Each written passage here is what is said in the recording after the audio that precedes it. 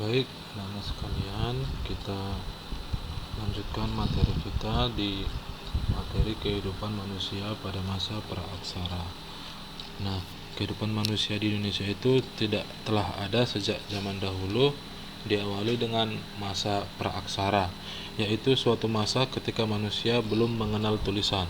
Kemudian masa Hindu-Buddha yang ditandai dengan berkembangnya unsur-unsur kebudayaan dan agama Hindu-Buddha. Selanjutnya masa Islam yang ditandai dengan berkembangnya unsur-unsur Islam dalam kehidupan masyarakat di Indonesia. Bagaimana perkembangan masyarakat di Indonesia pada masa-masa tersebut? Bagaimana perkembangan peradaban mereka? Kita akan mempelajari kehidupan masyarakat pada masa praaksara kali ini.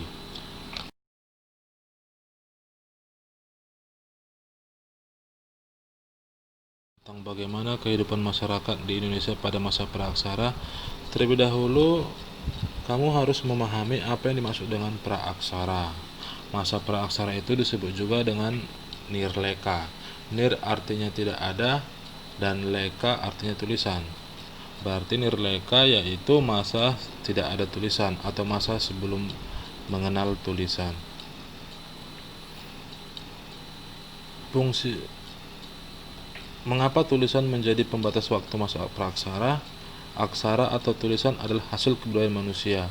Fungsi utama dari aksara adalah untuk berkomunikasi dan membaca tentang sesuatu. Sekelompok manusia yang telah mengenal tulisan biasanya meninggalkan catatan-catatan tertulis kepada generasi berikutnya. Catatan itu berupa batu-batu tulisan atau prasasti dan naskah-naskah kuno. Nah, praaksara juga dikenal dengan masa prasejarah, yaitu masa aksara atau tulisan yang merupakan hasil dari kebudayaan manusia. Nah, ada periodisasi masa praaksara. Kita akan masuk ke periodisasi masa praaksara secara arkeologis. Periodisasi secara arkeologis didasarkan atas hasil-hasil temuan benda-benda peninggalan yang dihasilkan oleh manusia yang hidup pada masa praaksara. Berdasarkan penelitian terhadap benda-benda tersebut, masa praaksara dibedakan menjadi dua, yaitu zaman batu dan zaman logam. Nah, kita masuk pertama yaitu zaman batu. Mengapa disebut zaman batu? Karena sebagian besar perkakas-perkakas manusia pada saat itu terbuat dari batu. Dan berdasarkan hasil temuan-temuan alat-alat tersebut digunakan dan cara pengerjaannya semuanya terbuat dari batu. Nah, zaman batu ini dibagi menjadi tiga, yaitu zaman Paleolitikum, Mesolitikum, dan Neolitikum. Nah, Paleolitikum berasal dari kata paleo, artinya tua, litos artinya batu, sehingga disebut zaman batu. Nah, hasil kebudayaan ini banyak ditemukan di daerah Pacitan dan Ngandong, Provinsi Jawa Timur. Zaman batu tua ini diperkirakan berlangsung kurang lebih dari 600 tahun yang lalu. Kehidupan manusia masih sangat sederhana, hidup berpindah-pindah atau nomaden. Nah, mengapa mereka berpindah-pindah? Karena mereka memperoleh makanan mereka dengan cara berburu, menangkap ikan, dan mengumpulkan buah-buahan dan umbi-umbian. Nah, ketika semuanya itu habis, mereka akan pindah ke tempat yang lainnya yang masih banyak ikan dan hewan-hewan liar lainnya, serta umbi-umbian dan buah-buahan. Nah, alat-alat pada masa Paleolitikum ini masih kasar dan belum diasah. Seperti kapak perimbas di gambar yang pertama, itu gambar dari kapak perimbas, dan alat serpi yang digunakan untuk menguliti hewan buruan. Nah, batu-batu ini ketika hewan-hewan itu telah dibunuh, maka seperti alat serpi ini yang untuk menguliti hewan buruan, mengiris dagingnya atau memotong umbi-umbian. Mesolitikum artinya meso adalah tengah, litos artinya batu. Berarti zaman ini dapat disebut sebagai zaman batu tengah. Hasil kebudayaan batu tengah ini sudah lebih maju daripada hasil dari zaman Paleolitikum, yaitu batu tua yang tadi. Pada zaman ini manusia sudah ada yang hidup menetap, sehingga kebudayaan yang menjadi ciri dari zaman ini adalah kebudayaan Kejongken Modingger. Itu adalah sampah dapur yang menggunung yang bertumpuk-tumpuk di situs-situs pada masa praaksara.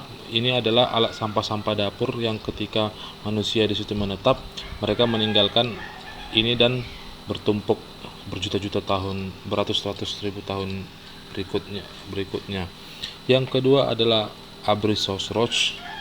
Ini kebudayaan Abricosauros ini artinya abris tinggal, sos dalam, ros gua.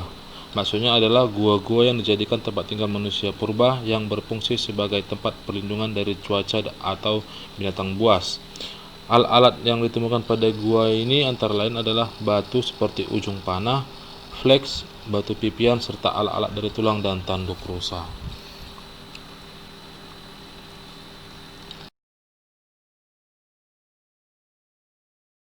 Neolitikum. Neolitikum arti neo adalah baru dan litos artinya batu. Jadi Neolitikum berarti zaman batu baru. Pada zaman ini telah terjadi perubahan mendasar pada kehidupan masyarakat pada masa praaksara. Mereka mulai tinggal menetap dan mampu menghasilkan bahan makanan sendiri melalui kegiatan bercocok tanam. Nah, hasil-hasil dari kebudayaan pada zaman ini yaitu yang pertama adalah kapak persegi yang berbentuknya persegi panjang dan ada juga yang berbentuk seperti trapesium. Kapak persegi ini berukuran besar, ada pula yang kecil.